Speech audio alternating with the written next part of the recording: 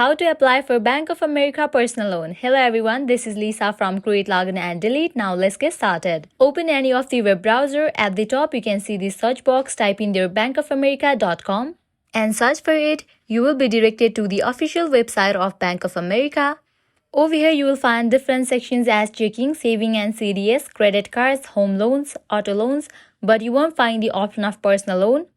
Bank of America does not offer personal loans. You can apply for the home loan or auto loans. If you want to do so, all you have to do is click on it. Under home loan, you can find different options as mortgage, refinance, home equity. Likewise, under auto loans, you will get options as auto purchase loans, auto refinance loans. If you are interested in any of these loans, all you have to do is click on it. Here I'm going to show for mortgage. All you have to do is click on this option of apply now.